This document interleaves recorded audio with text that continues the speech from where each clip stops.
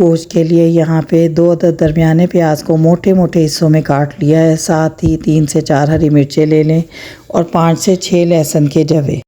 इसके अलावा 3 से 4 अदद दरमियाने साइज़ के टमाटरों को मोटे टुकड़ों में काट लें। टमाटर इसलिए ज़्यादा चाहिए क्योंकि शलजम मीठे होते हैं, तो उसके टेस्ट को बैलेंस करने के लिए हमें टमाटर इतनी मिकदार में चाहिए।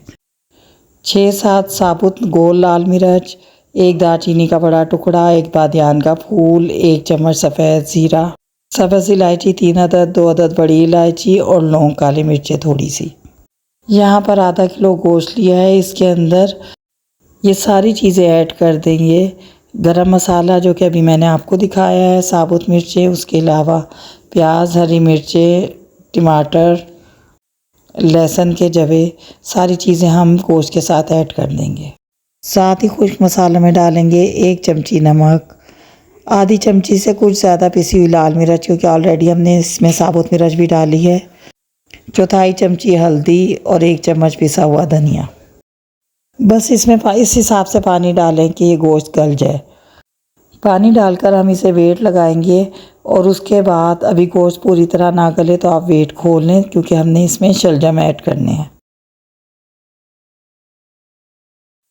अभी इसके गलने में 5-7 मिनट का वेट रहता है, तो मैंने इसे खोल लिया, आप देख सकते हैं। बस इसके अंदर मैं आधा किलो शलजम ऐड कर दूँगी। आप देख सकते हैं कि इसमें भी पानी है, गोश्त पूरी तरह गला नहीं है, तो मैं इसे दोबारा 8 मिनट का वेट लगा दूंगी, जिसमें हमारा गोश्त पूरी तरह गल जाएगा और साथ ही ये शलजम भी गल जाएंगे। यहाँ पर मैंने 2 किलो पालक को बारीक काट कर अच्छा सा धोकर 10 मिनट उबाला और इसके बाद मैंने इसे छान कर इसके पत्तों को पीस लिया है। आप चाहें तो ग्राइंडर में पीस लें और चाहें तो चॉपर में पीस लें।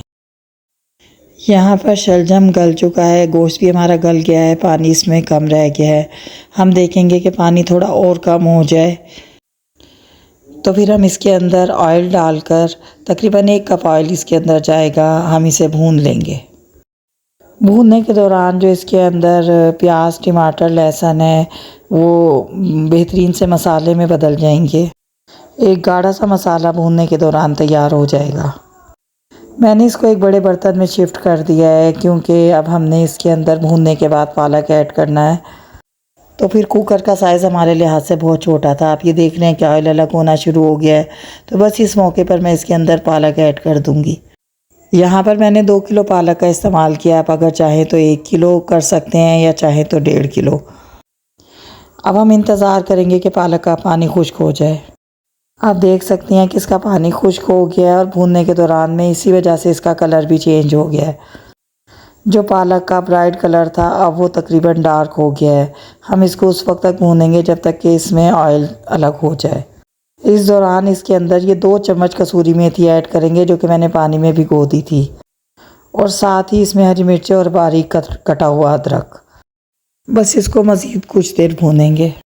आप देख सकते हैं कि इसके अंदर ऑयल अलग होना शुरू हो गया है, तो इसका मतलब है ये हमारा अच्छा सा भुन गया है। अब इसके अंदर हम 1 कप दूध ऐड करेंगे, इसको थोड़ा सा सलबला करने के लिए।